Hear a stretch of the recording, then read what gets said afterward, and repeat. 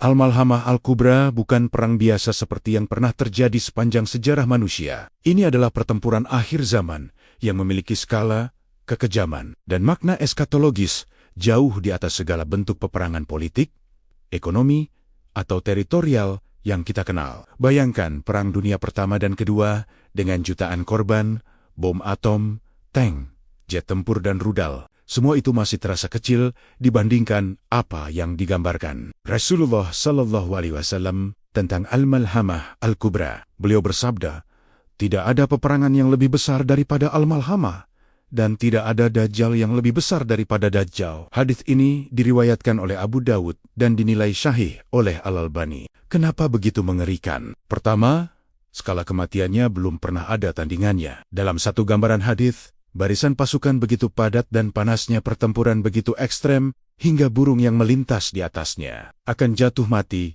sebelum mencapai ujung barisan. Ini level kengerian yang melampaui imajinasi manusia biasa. Kedua, dari pihak kaum muslimin sendiri, korban sangat dahsyat. Hadis syahih riwayat Muslim nomor 2897 menjelaskan bahwa pasukan muslimin terbagi tiga. Sepertiga pertama melarikan diri dari medan perang, dan Allah tidak akan pernah mengampuni taubat mereka selamanya. Sepertiga kedua gugur sebagai syuhada, dan mereka adalah sebaik-baik syuhada di sisi Allah. Sepertiga terakhir tetap bertahan dan meraih kemenangan mutlak.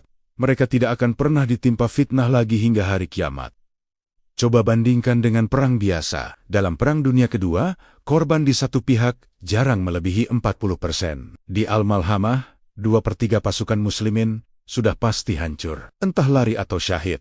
Tapi sepertiga yang tersisa justru menjadi pemenang abadi. Pola kemenangan seperti ini tidak pernah ada dalam sejarah perang manusia. Ketiga, perang ini terjadi setelah peradaban modern runtuh total. Banyak ulama memahami dari tanda-tanda sebelumnya seperti khas penenggelaman, kadife pengeboman hebat, dan mask perubahan bentuk, bahwa teknologi tinggi sudah musnah, mungkin karena perang nuklir atau kehancuran elektromagnetik besar-besaran. Hadis menunjukkan pasukan kembali menggunakan kuda, pedang, tombak, dan busur panah.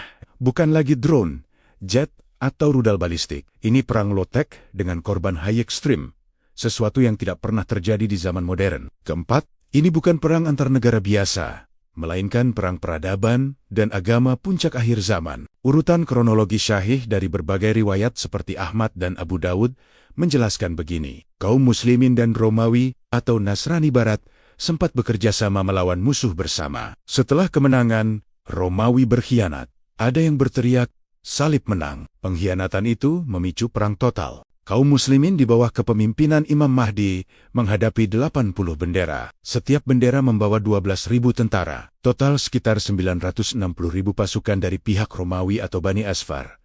Setelah menang, mereka menaklukkan Konstantinopel. Lalu muncul Dajjal, turunnya Nabi Isa alaihissalam, dan keluarnya Yajud Majud. Ini perang eksistensial antara keimanan akhir zaman melawan kekufuran global. Bukan lagi soal minyak, wilayah, atau hegemoni seperti perang biasa. Kelima, lokasinya sudah ditentukan, yakni di Amak atau Dabik di utara Suriah. Barak utama kaum muslimin di Ghouta, pinggiran Damaskus. Hadis Abu Daud nomor 4298 menyatakan bahwa Ghouta adalah benteng terakhir umat Islam pada hari Malhamah. Lokasi ini bukan karena faktor strategis manusia, melainkan sudah ditetapkan oleh Allah melalui lisan Rasul-Nya. Jadi, secara tegas dan lugas, Al-Malhamah Al-Kubra bukan perang biasa karena skala pembantaiannya paling besar dalam sejarah umat manusia. Korban dari pihak pemenang Muslim juga sangat besar. Terjadi setelah peradaban modern ambruk dan kembali ke zaman pedang serta kuda. Merupakan pintu gerbang akhir menuju Dajjal,